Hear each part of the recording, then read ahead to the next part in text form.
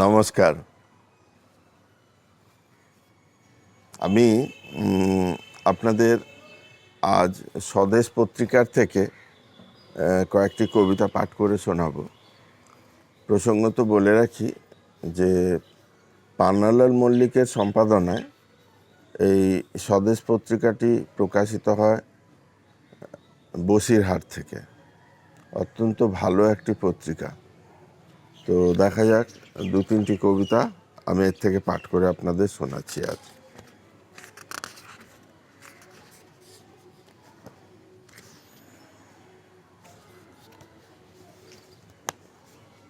প্রথম কবিতার নাম ঘেন্না, লিখেছেন মনোজিৎ গাইন।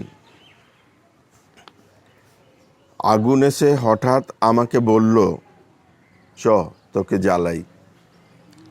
আমি বললাম, বেশ তো। দুজনে মিলে জ্বলতে জ্বলতে জ্বালিয়ে দিয়ে যাই আমাদের আশেপাশে যত শোষণ, অত্যাচার, অন্যায়।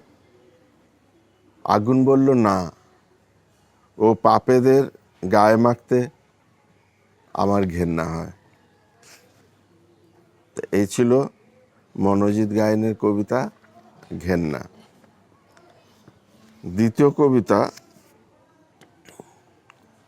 দীপায়ন নাথের আহুতি।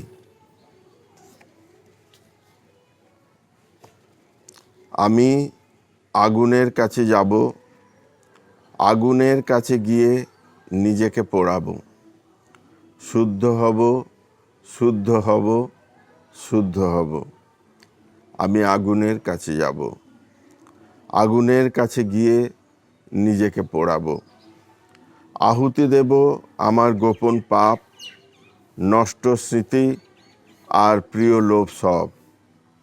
চলে যাক ঈর্ষা, দেশ, আবাল্য সঞ্চিত ঘৃণা। ওং সাহা, ওং সাহা, ওং সাহা। পুড়ে যায় মেদ, মাংস, মজ্জা সব। অকিঞ্চন জীবন নশ্বর, শুধু প্রেম বেঁচে থাকে। তপ্ত দগ্ধ অগ্নির শেষ অস্থির মতন। আমি আগুনের কাছে যাব, আগুনের কাছে গিয়ে আমিও আগুন হব। খুব সুন্দর কবিতা, লিখেছেন দীপায়ন নাথ তার আহুতি কবিতায়। আরেকটি কবিতা পাঠ করব, উৎপল মুখোপাধ্যায়ের লেখা বিজ্ঞতার পরিধি পেরিয়ে। কবিতার নাম বিজ্ঞতার পরিধি পেরিয়ে। দিনটা বদল হয়ে গেল, যেমন ধুলোকে ঢাকে ধুলো, স্থিতু জলকে ভাসিয়ে নিয়ে যায় নদী। স্বস্তিকে তাড়া করে লাস্যময় অশান্ত সময়, অনিবার্যতাকে কিছুতেই আটকাতে পারি না। যে একদিন কাঠের মতো ভেঙে ফেলে সংসার, যার স্মৃতি নিয়ে তৈরি হয় গল্প। কান্নার ভিতর এক গোপন প্রবাহ, পরিত্যক্ত রাস্তায় পড়ে থাকা নষ্ট উপাদানের মতো মূল্যহীন। ছোটাছুটি সময় থেকে ভেসে উঠে অনুযোগের কুঠি। সম্ভবত এভাবেই স্বপ্ন ভাঙা উপাদান ঘিরে তার ভিতরে নেমে আসে বিষণ্ণ আগুন। কেবলই মনে হয় আমারই প্রয়োজন বেশি, গোলাপ গুচ্ছের মতো উপযোগী কারো কাছে। কেবলই মনে হয় প্রৌঢ়ের মুখোশ পরে আমি এক দুরন্ত যুবক। সততা, সাহস, নিষ্ঠা আমারই ভেতরে ক্রিয়াশীল। এ কৃষক জানে না এখনো তার নির্মিতির দাম, জানে না বাগানের ফল কতটা গ্রহণযোগ্য অন্যের কাছে। ঘাম ঝরা দেহে, ক্লান্ত পায়ে, বিজ্ঞতার পরিধি পেরিয়ে নির্নিমেষে মানুষের কাছাকাছি থেকে যেতে চায়। আলো হতে চায় অন্ধকারে, নানা রঙে, যৌক্তিকতায়।